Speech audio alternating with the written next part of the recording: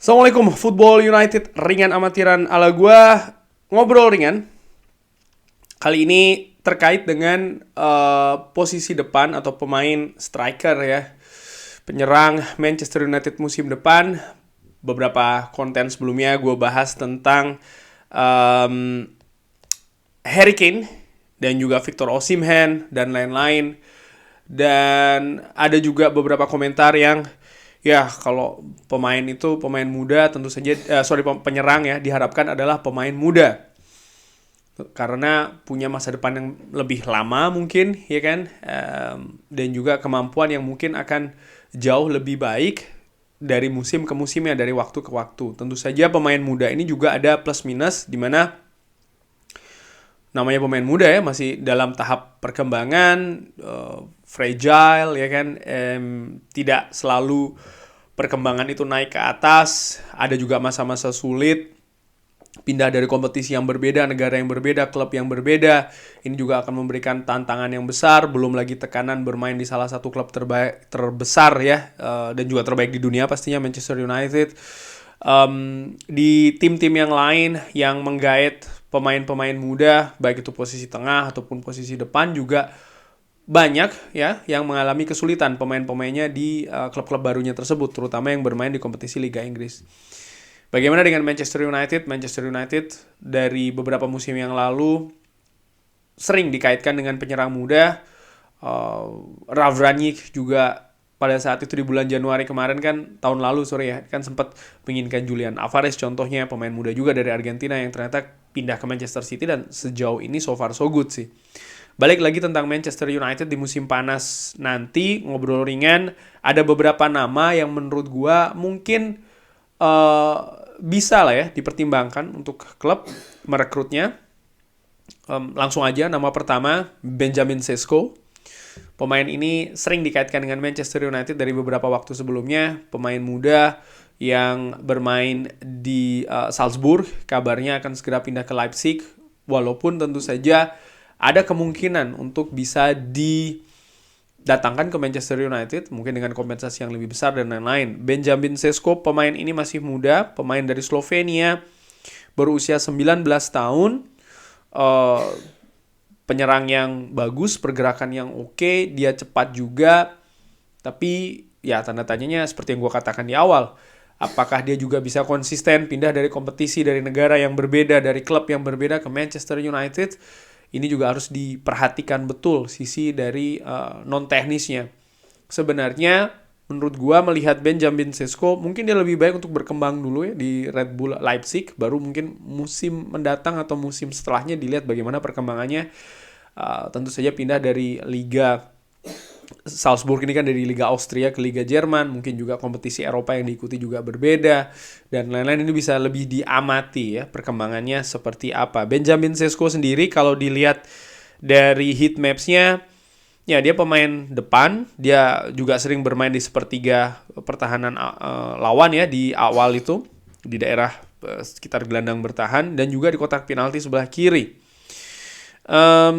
Ya Manchester United selalu dikaitkan dengan Benjamin Sesko. Di bulan November yang lalu dikabarkan kalau Manchester United ini menginginkan Benjamin Sesko ataupun juga Dusan Vlahovic untuk menggantikan Cristiano Ronaldo. Jadi Benjamin Sesko dikaitkan ke Manchester United.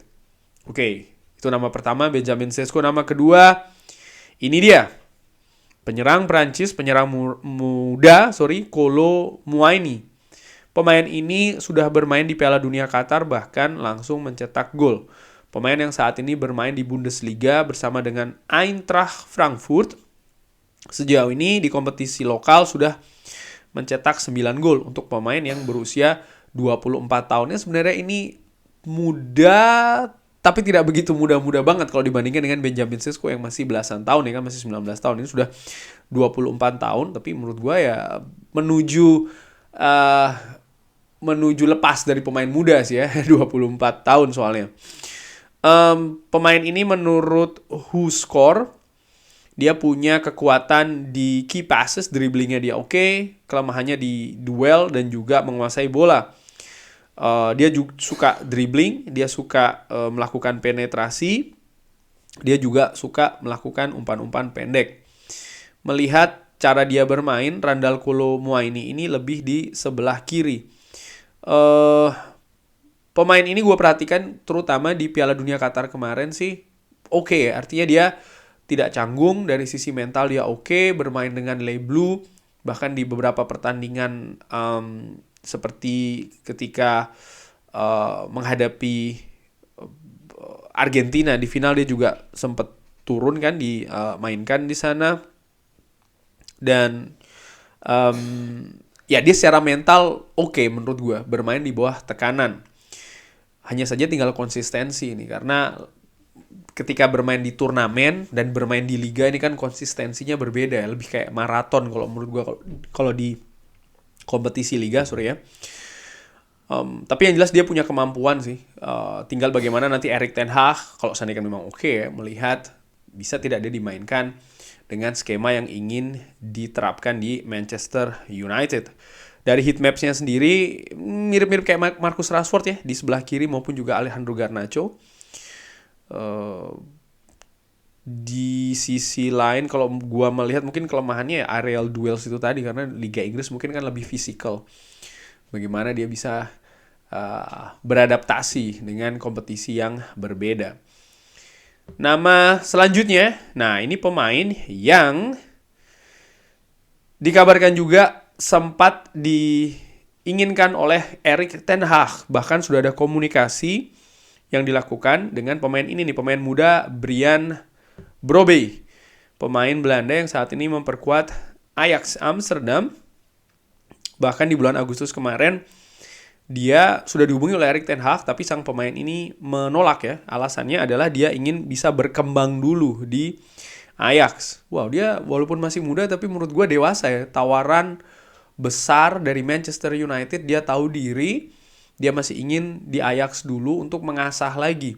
Sekalipun dia sempat, gue inget tuh di salah satu wawancara tuh di artikel kedua yang gue sharing ya di sana itu, dia dimintai komentar tentang Erik ten Hag yang pada saat itu pindah ke Manchester United. Dia katakan ya itu bagus buat dia, dengan harapan 2 tahun setelahnya dia akan dibawa ke Manchester United. Kurang lebih Brian Brobby mengatakan demikian, dan menurut gue ini cukup unik, sekalipun jelas itu hanya bercanda ya.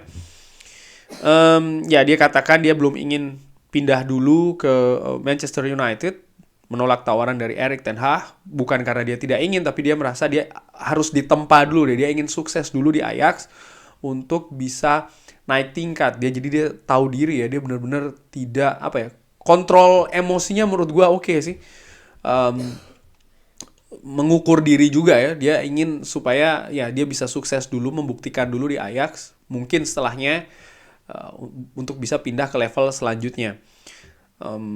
Ya dia sudah mengatakan pada saat itu ke Erik ten Hag, walaupun dia juga mengatakan kalau dia tertarik sebenarnya untuk bermain di Manchester United suatu hari nanti.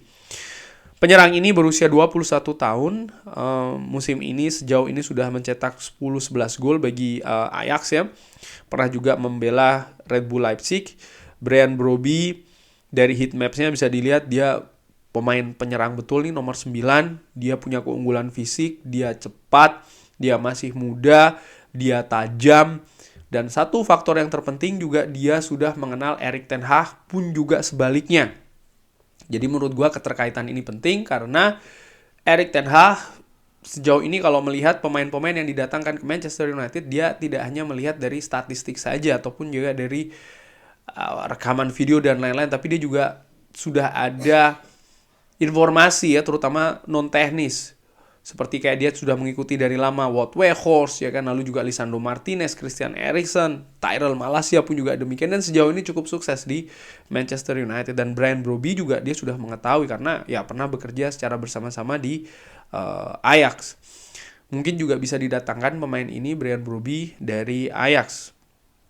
Oh ya, by the way, Brian Brobby ini tidak dipanggil oleh Louis van Gaal ya di skuad ke Piala Dunia Qatar kemarin. Nama lainnya adalah ini, Xavi Simons, penyerang muda Belanda. Nah, kalau yang ini dia bermain kemarin di Qatar nih, bahkan sudah mendapatkan menit bermain ya.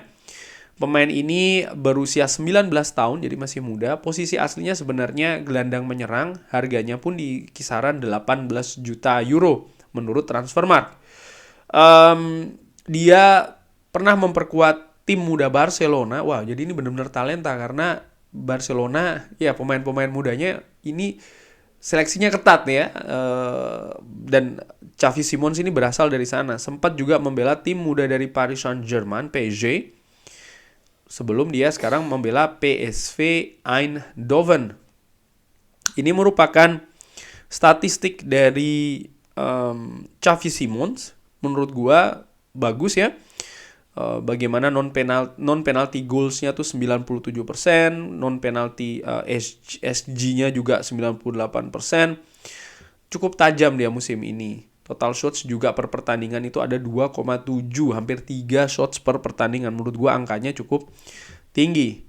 Bahkan baru-baru ini dia menjadi top skor dari PSV Eindhoven, melampaui penyerang tajam sebelumnya Cody Gakpo ya, yang angkanya juga sudah cukup tinggi. Sekarang sudah dilampaui oleh Xavi Simons, pemain yang bisa bermain di 3 posisi sebagai gelandang serang, sayap serang, dan juga beberapa kali dimainkan oleh Ruud van Nistelrooy, pelatih dari PSV, sebagai ujung tombak. Sejauh ini pemain 19 tahun ini sudah mencetak 10 gol di Eredivisie. Menurut gue angka yang cukup bagus, 19 tahun ya.